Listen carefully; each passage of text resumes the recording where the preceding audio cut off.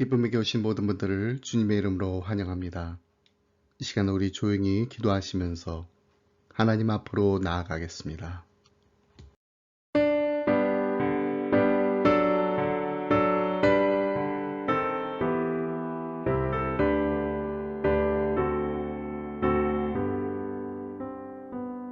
찬양 성부 성자 성령 성삼위일체께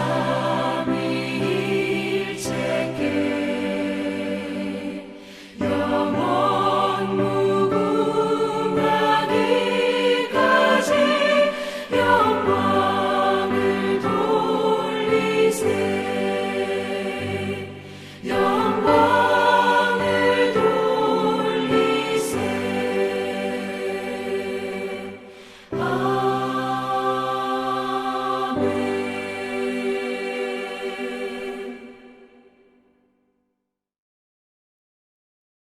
할렐루야. 하늘에서 여호와를 찬양하며 높은 데서 그를 찬양할지어다. 그의 모든 천사여 찬양하며 모든 군대여 그를 찬양할지어다. 해와 달아 그를 찬양하며 밝은 별들아 다 그를 찬양할지어다. 하늘의 하늘도 그를 찬양하며 하늘 위에 있는 물들도 그를 찬양할지어다. 사랑과 은혜가 풍성하신 하나님 아버지, 힘들었던 한 주간의 삶을 뒤로하고 거룩한 주일 아침 겸손한 마음으로 주님 앞에 나왔습니다. 오늘도 하나님께 영광을 돌리기 위하여 성전을 찾은 백성들을 기억하시고 드리는 기도와 찬송과 예물을 받아 주옵소서.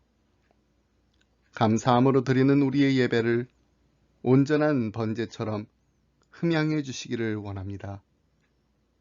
세상 사람들은 자신의 능력과 재물을 의지하며 살지만 저희들은 오직 주님만을 바라보며 주님만을 의뢰하고 있사오니 주여 이 예배를 통하여 저희들의 심령을 다시 한번 견고하게 붙잡아 주옵소서. 예수님의 이름으로 기도드립니다. 아멘. 사도신경으로 우리의 신앙 함께 고백하겠습니다. 나는 전능하신 아버지 하나님 천지의 창조주를 믿습니다. 나는 그의 유일하신 아들 우리 주 예수 그리스도를 믿습니다. 그는 성령으로 잉태되어 동정녀 마리에게서 나시고 본디어 빌라도의 고난을 받아 십자가에 못 박혀 죽으시고 장사된 지 사흘 만에 죽은 자 가운데서 다시 살아나셨으며 하늘에 오르시어 전능하신 아버지 하나님 우편에 앉아 계시다가 거기로부터 살아있는 자와 죽은 자를 심판하러 오십니다.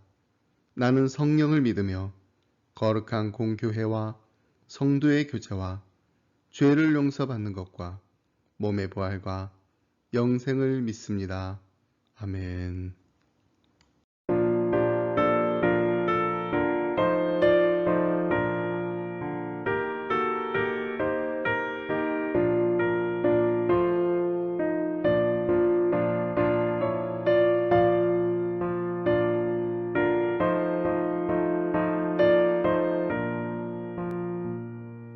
주님의 마음을 못 받는 자 그 맘에 병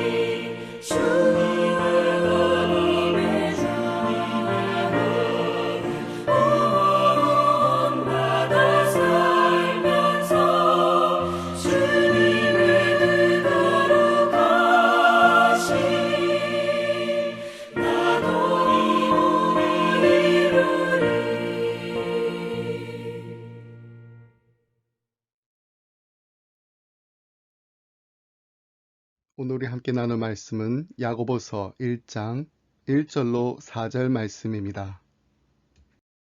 하나님과 주 예수 그리스도의 종 야고보는 흩어져 있는 12지파에게 문안하노라. 내 형제들아, 너희가 여러 가지 시험을 당하거든 온전히 기쁘게 여기라. 이는 너희 믿음의 시련이 인내를 만들어내는 줄 너희가 알미라. 인내를 온전히 이루라. 이는 너희로 온전하고 구비하여 조금도 부족함이 없게 하려 함이라. 아멘. 우리는 지난 한 달 동안 이사야서를 함께 묵상하면서 하나님의 종으로 오신 예수님에 대해 말씀을 나누었습니다.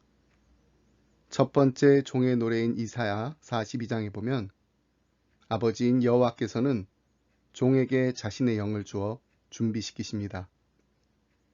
두 번째 종의 노래인 이사야 49장으로 넘어가면 아버지와 아들의 대화가 나옵니다. 하나님께서는 하나밖에 없는 독생자 예수 그리스도를 메시아로 이방의 빛으로 이 땅에 보내셨습니다. 세 번째 종의 노래인 이사야 50장에 보면 예수님은 아버지께 가르침을 받으셨고 아버지께 순종하셨습니다. 그리고 마지막 종의 노래인 이사야 53장에 보면 예수님은 사람들로부터 거절당하셨고 우리의 죄악과 고통을 위해 심판당하셨지만 아버지로부터 유업을 보상받습니다. 그런데 그 보상이 무엇이었나요? 이사야서 53장 10절 말씀입니다. 여호와께서 그에게 상함을 받게 하시기를 원하사 질고를 당하게 하셨은즉 그의 영혼을 속건 제물로 드리기에 이르면 그가 씨를 보게 되며 그의 날은 길 것이요 또 그의 손으로 여호와께서 기뻐하시는 뜻을 성취하리로다. 여기서 그의 날은 길 것이요는 예수님이 죽은 자들 가운데서 부활하실 것이라는 것을 말합니다. 그리고 그가 씨를 보게 되면은 영적인 가죽이 주어지는 것이 바로 그리스도의 보상이라는 것입니다. 그래서 11절 말씀 보시면 그가 자기 영혼에 수고한 것을 보고 만족하게 여길 것이라. 나의 의로운 종이 자기 지식으로 많은 사람을 의롭게 하며 또 그들의 죄악을 친히 담당하리로다 라고 한 것입니다. 이사야 9장 6절에서 그리스도는 영존하시는 아버지라고 불리우는데 그 이유가 바로 십자가상에서의 그의 죽음과 고통으로 말미암아 구원받은 죄인들로 이루어진 하나님의 가족이 구성될 수 있었기 때문입니다. 이들은 그가 의롭게 하신 사람들이며 하나님의 은혜를 통하여 의롭다고 선포되었습니다.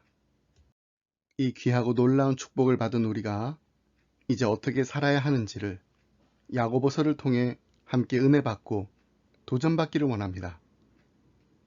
오늘은 야고보서 어떻게 읽을 것인가 라는 주제로 말씀을 나누도록 하겠습니다. 야고보서를 쓴 저자는 야고보서 1장 1절에서 자신을 하나님과 주 예수 그리스도의 종 야고보라고 밝히고 있습니다. 자신에 대한 이 간단한 설명은 그에 대한 두 가지 사실을 말해줍니다. 첫째, 그는 잘 알려진 사람입니다. 그는 수신자들이 자신의 이름만 들어도 자신이 누구인지를 알 수 있을 것이라 생각하며 자신을 소개하고 있습니다. 둘째, 그의 겸손함이 드러나 있습니다. 그는 자신이 예수 그리스도를 따르는 사람으로서만 알려지기를 원했습니다. 그의 혈통, 지위, 친족, 유업을 생각해 볼 때 그는 편지를 이렇게 시작할 수 있었습니다. 유다 지파이자 다윗의 자손이며 유다 왕조의 혈통을 이어받은 야고보, 또는 성육신하신 하나님의 아들 예수님의 첫째 동생인 야고보, 또는 세계 최초의 기독교 교회 목사인 야고보, 또는 베드로, 야고보, 요한, 바울, 그리고 다른 모든 사도들의 오랜 동료인 야고보. 야고보는 온갖 유명인들의 이름을 들먹이고 높은 지위를 과시하며 자만심으로 가득 찬 타이틀로 독자들의 관심을 겪을 수 있었습니다. 그러나 그의 편지를 보면 알 수 있듯이 그런 식의 자만심이야말로 그가 멸시하는 태도 가운데 하나입니다. 그렇게 하는 것이 자기 자신을 높이고 최우선으로 하는 이 세상의 스타일이 될 수는 있었겠지만 야고보의 스타일은 아니었습니다. 그 대신 그는 편지를 이렇게 간략히 시작했습니다. 하나님과 주 예수 그리스도의 종 야고보. 야고보는 종, 헬라어로 들로스, 곧 로마 제국의 계급 문화에서 존중받는 지위라고 할 수 없는 도제사일을 하는 종 또는 노예라고 자신을 소개합니다. 그러나 야고보는 자기가 하나님의 종인 것과 예수 그리스도께 순종하는 것을 어떤 부담이나 저주가 아니라 영광으로 생각했습니다. 그런데 이 야고보서에 제일 처음 등장하는 야고보라는 이름에서부터 이 짧은 편지는 우리에게 의문점을 던져줍니다. 도대체 어떤 야고보가 이 편지를 썼는가? 그가 스스로 밝힌 하나님과 주 예수 그리스도의 종이라는 겸손한 신분 증명으로는 알 수 있는 것이 많지 않습니다. 신약 성경에는 야고보라는 이름을 가진 네 사람의 인물이 등장하고 있습니다.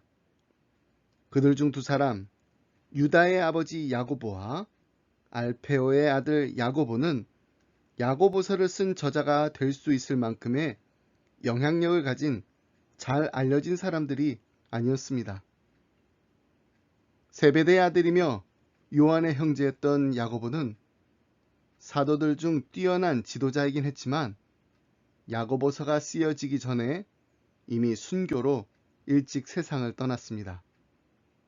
따라서 신약 성경에 나타난 야고보라는 이름을 가진 인물 중에 야고보서를 쓴 저자라 할 수 있는 가장 유력한 후보자는 예수님의 동생 야고보라 할 수 있습니다. 야고보는 예수님의 동생으로 마리아와 요셉의 아들이었습니다.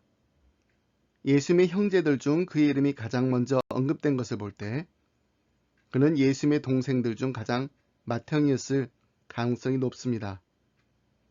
야고보는 예수님의 공생의 기간 동안에는 예수를 믿지 않았습니다. 그러나 부활하신 주님을 만난 후 주님을 따르게 되었습니다.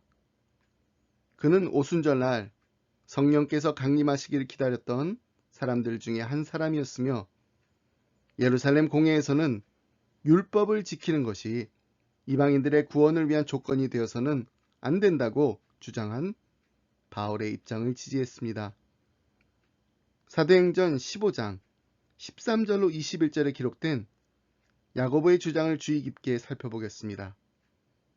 말을 마침에 야고보가 대답하여 이르되 형제들아 내 말을 들으라. 하나님이 처음으로 이방인 중에서 자기 이름을 위할 백성을 취하시려고 그들을 돌보신 것을 시몬이 말하였으니 선지자들의 말씀이 이와 일치하도다. 기록된 바 이후에 내가 돌아와서 다윗의 무너진 장막을 다시 지으며 또 그 허물어진 것을 다시 지어 일으키리니 이는 그 남은 사람들과 내 이름으로 일컬음을 받는 모든 이방인들로 주를 찾게 하려 함이라 하셨으니 즉 예로부터 이것을 알게 하시는 주의 말씀이라 함과 같으니라. 그러므로 내 의견에는 이방인 중에서 하나님께로 돌아오는 자들을 괴롭게 하지 말고 다만 우상의 더러운 것과 음행과 목매어 죽인 것과 피를 멀리하라고 편지하는 것이 옳으니 이는 예로부터 각성에서 모세를 전한 자가 있어 안식일마다 회당에서 그 글을 읽음이라 하더라. 야고보의 지혜롭고 설득력 있는 말이 밑바탕이 되어 예루살렘 공회는 오직 믿음으로 은혜에 의해서만 구원받는다는 바울의 복음을 지지하기로 결정했습니다. 바울과 바나바에게 동의하는 예루살렘의 사도와 장로들은 복음의 행위를 더하는 것을 단호히 거부했습니다.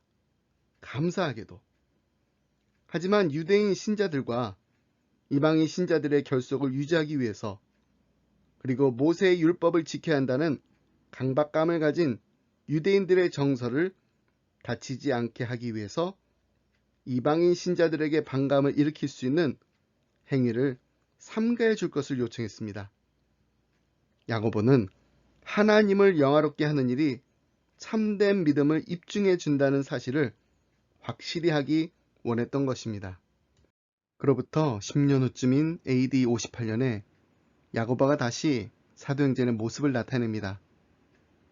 바울이 세 번째 전도여행을 마치고 예루살렘에 도착했고 그 직후에 체포되어 가이사랴에 압송되었다가 로마로 호송되었습니다. 그 전도 여행 중에 바울은 야고보를 만났는데 그 무렵 그는 이미 예루살렘의 유대인 그리스도인들 사이에서 지도자가 되어 있었습니다. 야고보와 예루살렘의 장로들은 바울이 유대인들에게 그리스도를 믿은 후에 유대인의 관습을 버리라고 했다는 비난에서 벗어나게 해주려고 바울에게 성전에서 행해지는 결례에 참석할 것을 권면했습니다. 이 사실에서 우리는 예루살렘에 사는 유대인 그리스도인이자 유대인 신자들을 이끌고 있는 야고보가 동료 유대인들에게 믿음을 증거하기 위해서 율법을 계속 지켰음을 알 수 있습니다. 야고보는 자신과 그의 동족들이 갑작스레 모세의 율법에 등을 돌림으로써 예수님을 메시아로 믿는 그의 진실된 믿음이 비난받는 것을 결코 원하지 않았습니다.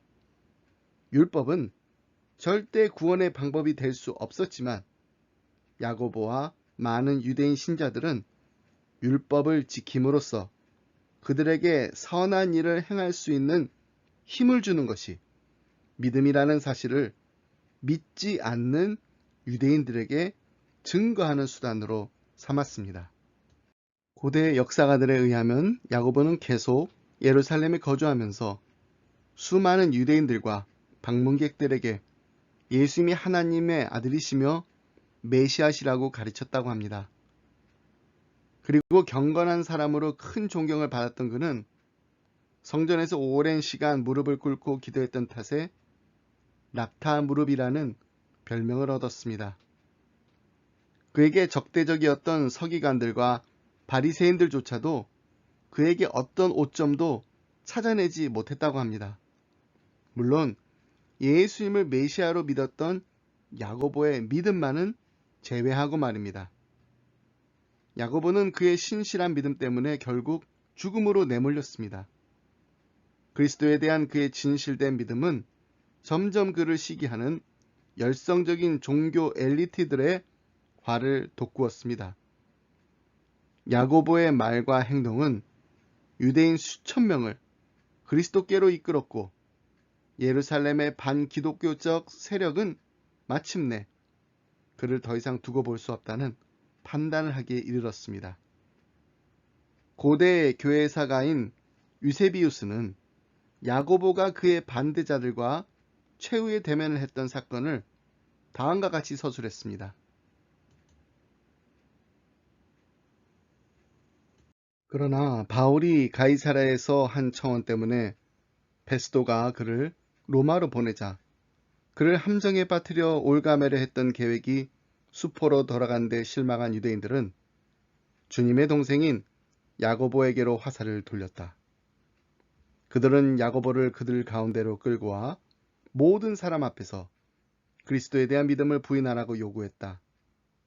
그러나 모두의 생각과는 반대로 그들이 예상했던 것보다 더 담대하게 야고보는 또렷한 음성으로 우리 구세주 예수님이 하나님의 아들이심을 고백했다.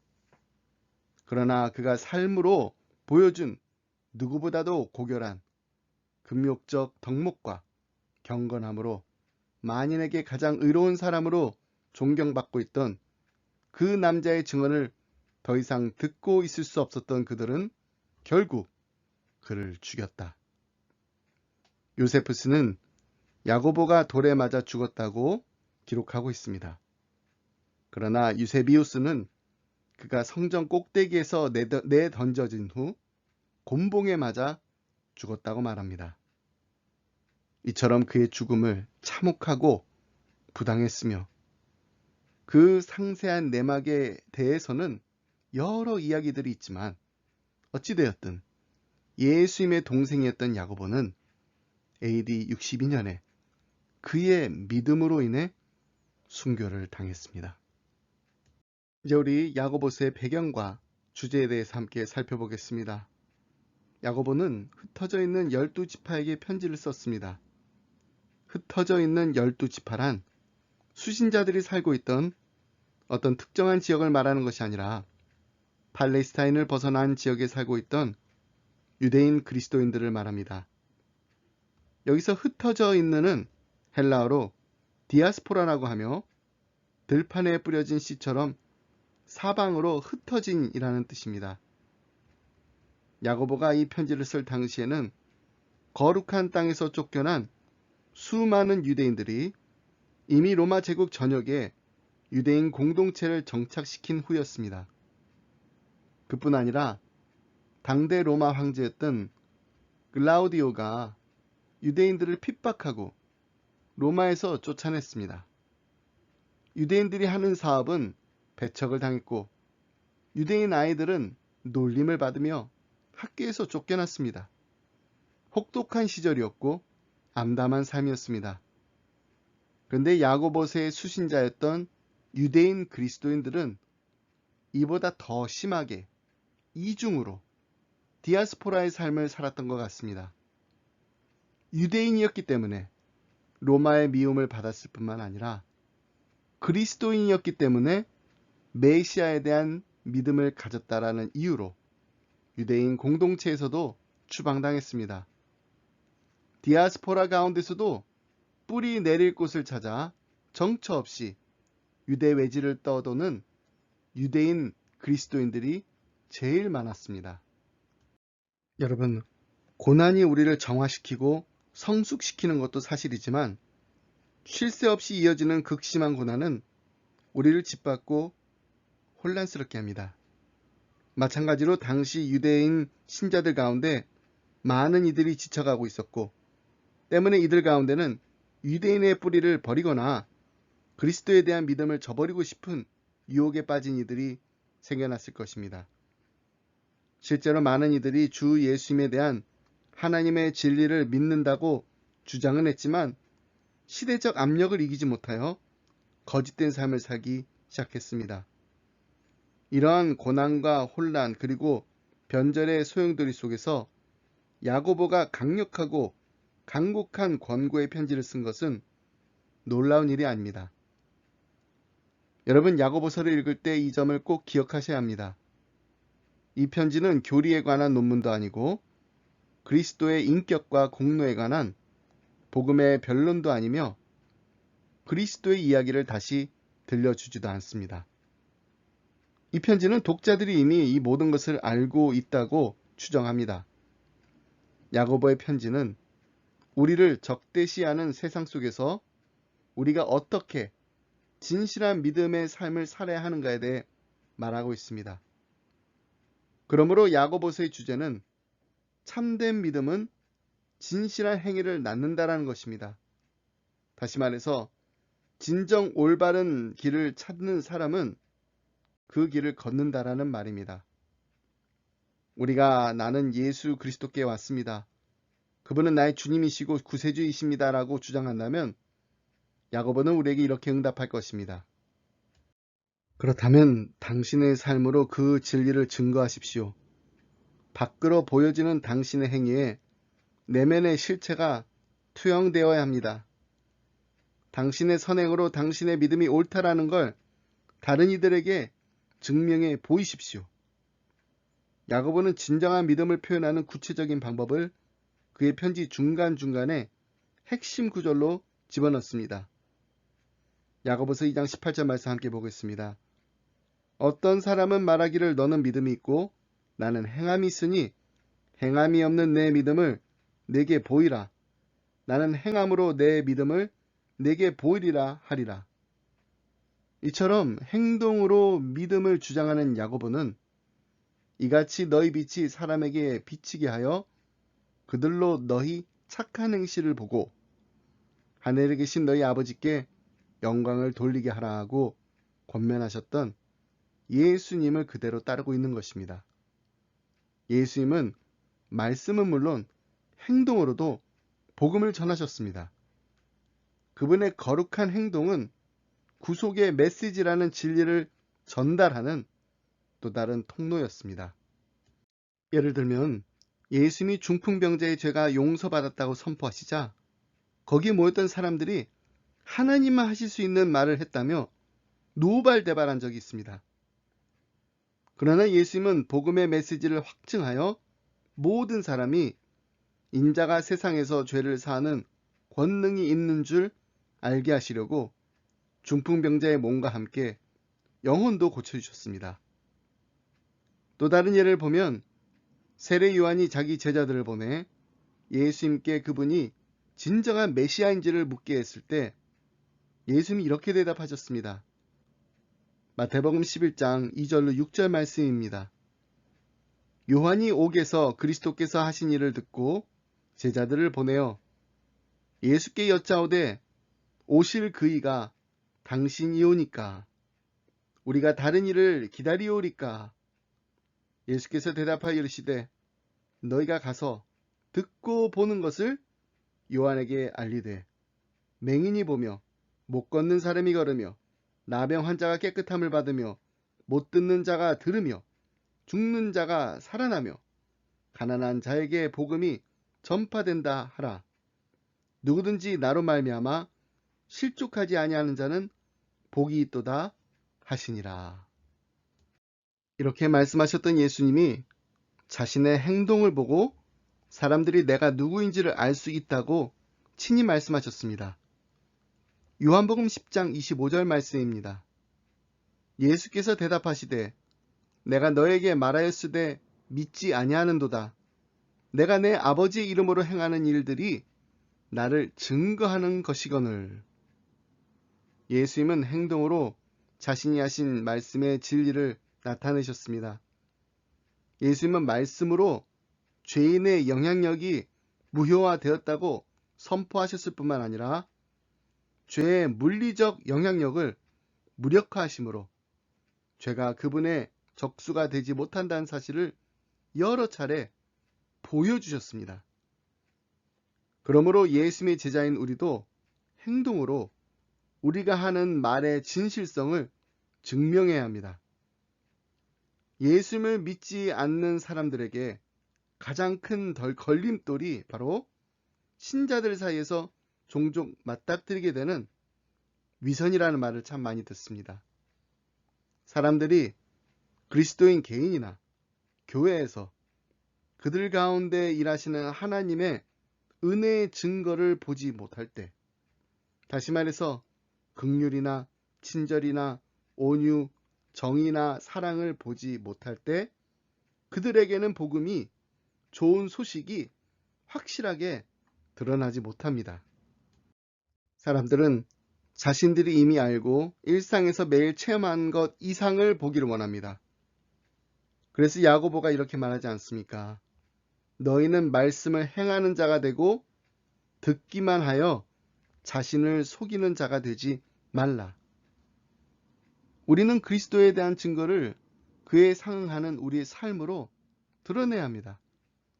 삶이 말과 일치하지 않는다면 다른 사람들만 속이는 것이 아니라 우리 자신까지도 속이는 것입니다. 긍휼이 넘치고 자기를 희생하기까지 자신을 내어주신 하나님의 영이 우리 안에 있습니다. 그렇다면 하나님의 긍휼과 자기 희생과 나눔의 증거를 드러내지 않고 산다는 건 불가능한 일입니다. 한 주간을 살아가면서 다음의 3가지 질문을 우리 자신에게 솔직하게 물어보길 원합니다. 나의 믿음은 어떤 모습인가? 나의 믿음에는 다른 사람들 눈에 띄는 측면이 있는가? 구체적인 상황에서 나의 믿음은 어떤 모습일까? 다른 사람들은 내가 예수 그리스도를 따르는 사람이라는 것을 어떻게 볼 수 있을까? 나의 믿음은 어떻게 행동으로 옮길 수 있을까? 야고보뿐만 아니라 사도 바울도 신자들에게 그리스도의 복음에 합당하게 생활하라고 권면했습니다. 그는 디도에게 교회에서 좋은 말은 많이 하지만 삶이 그에 미치지 못해서 그 말의 효과를 깎아내리고 있는 사람들을 이렇게 묘사합니다. 디도서 1장 16절 말씀입니다. 그들이 하나님을 시인하나 행위로는 부인하니 가증한 자요 복종하지 아니하는 자요 모든 선한 일을 버리는 자니라. 그렇습니다.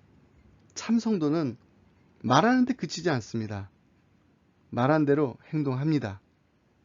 근데 이것도 우리가 힘과 의지로 하는 것이 아닙니다.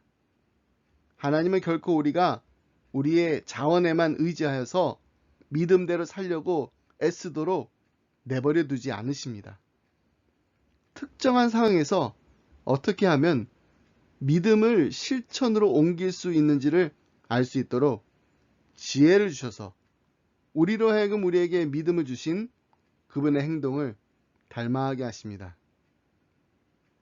1세기 초대 교회의 유대인 그리스도인들은 고난을 견뎌내고 선행을 그치지 않으며 교회 안에서 평화로운 분위기를 조성하고 주님의 재림을 고대하며 인내하는 삶을 살기 위해 씨름했습니다. 그들은 예수님이 유일한 생명의 길이라는 사실을 알았지만 평생 그 길을 걷기 위해서는 여행 가이드가 필요했습니다. 우리도 마찬가지입니다. 하루하루를 힘들게 살아가고 있는 우리에게도 야고보서는 실제적인 안내서가 될 수 있습니다. 야고보의 편지는 바로 우리를 위한 것입니다. 말씀했습니다. 1840년 47의 샘 유스턴 장군은 21살의 마거렛 모패들리와 결혼했습니다. 그녀는 남부 엘레바마 공동체 출신 목사님의 딸이었습니다. 두 사람은 나이차가 너무 많이 났고 또 살아가는 방식도 서로 많이 달랐기 때문에 사람들은 그들이 결혼하게 되리라고 생각하지 않았습니다.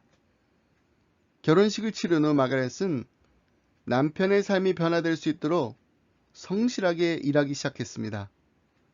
그녀는 계속해서 남편을 향한 자신의 사랑과 관심을 확인시켜주며 남편의 생명을 단축시키는 위협을 가하는 술을 끊어야 한다는 사실을 사랑스럽게 그러나 단호하게 주장했습니다.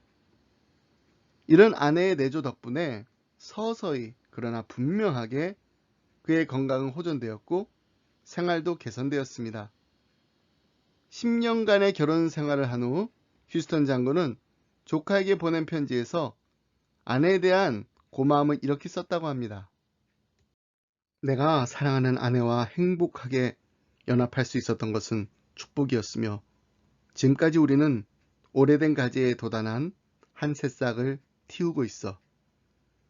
아내는 경건하고 그녀가 가장 바라는 것은 주님을 경외하면서 주님의 훈계를 따라 새로 태어난 아들을 양육하는 거야.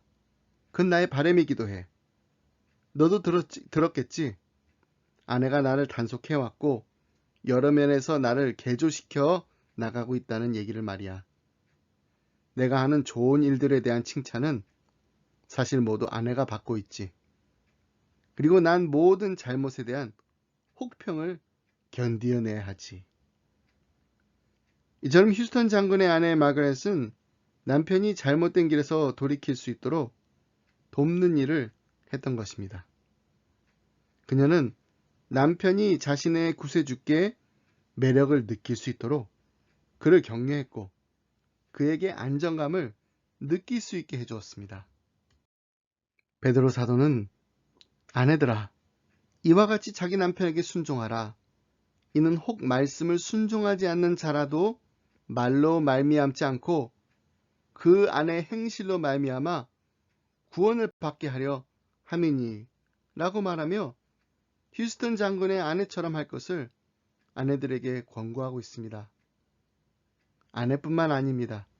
남편도 부모도 목사도, 장로도, 권사도, 집사도, 그리스도인이라면 모두가 다 우리의 선한 행실로 믿지 않는 자들을 도와야 합니다. 우리가 믿음의 실체를 보여주는 삶을 살 때 우리 주위에 아직 주님을 만나지 못한 분들의 삶에 아름다운 변화가 일어나게 되었다는 행복한 이야기가 풍성이 넘치는 기쁨의 교회, 그리고 기쁨의 가정들이 다 되시길 주님의 이름으로 축복합니다. 하나님 아버지 감사합니다. 언제나 늘 변함없이 즐거울 때나 슬플 때나 아플 때나 건강할 때나 우리의 필요와 주위에 있는 사람들의 필요를 보면서 기도하는 기쁨의 가정들이 되게 하여 주옵소서. 주님을 찬양하고 주님과 이야기하며 주님을 사랑하고 다른 사람들을 위해 중보하는 일에 우리의 입술이 사용되길 원합니다. 이 모든 일들이 우리 자신의 만족을 위한 교만으로서가 아니라 주님을 따르고 주님의 영광만을 위해 전적으로 드려지는 믿음으로 행하여지기를 간절히 원합니다. 행함이 없는 죽은 믿음이 아니라 행함으로 우리의 온전한 믿음을 나타내는 예수님을 날마다 닮아가는 제자들이 다 되게 하여 주옵소서. 이 모든 말씀 예수님의 이름으로 기도드립니다. 아멘.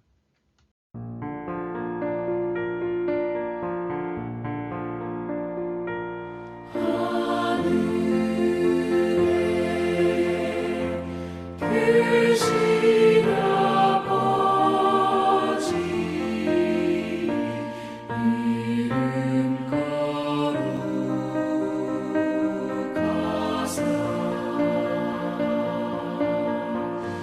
주님 나라 일하시고 뜻이